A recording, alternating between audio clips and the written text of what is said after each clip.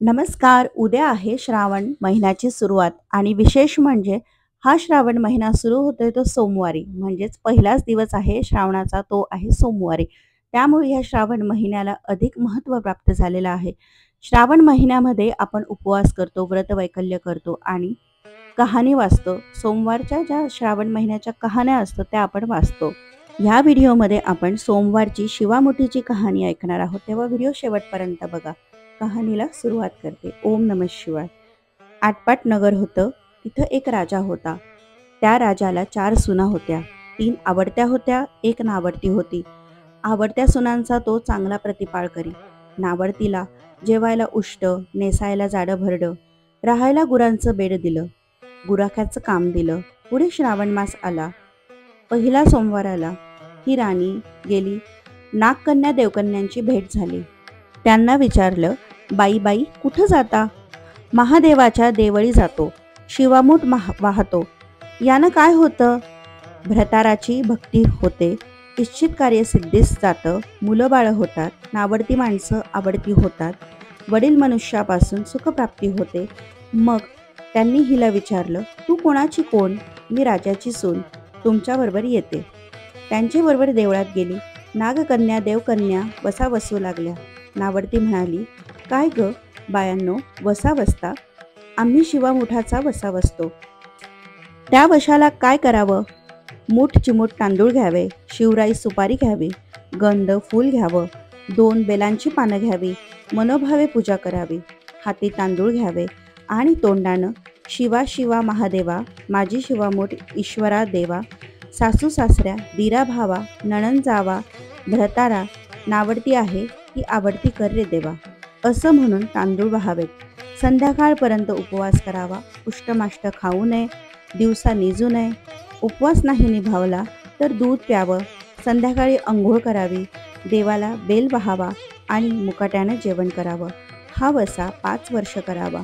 पहिल्या सोमवारी तांदूळ, दुसऱ्यास तीळ, तिसऱ्यास मूग, चौथ्यास जव आणि 5वा आला तर सातू शिवामुठी करता घेत जावे.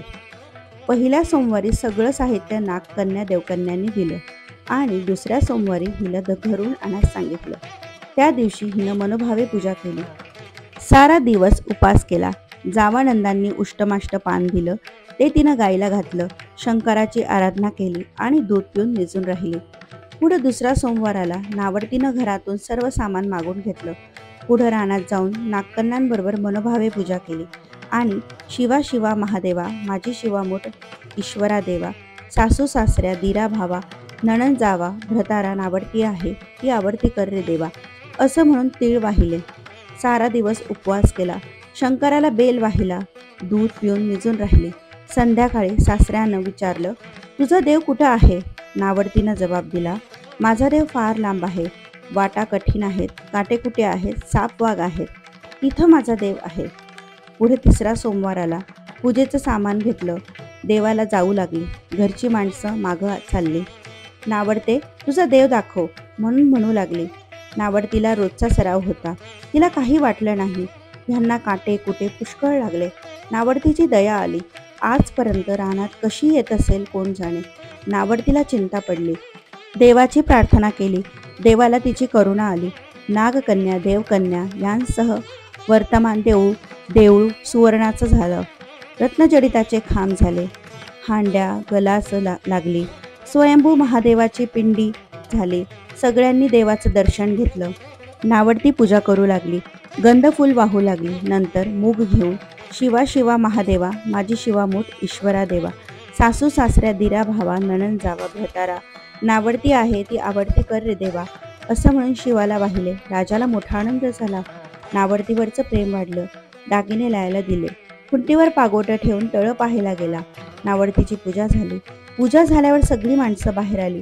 इकडे देऊळ अदृश्य झालं.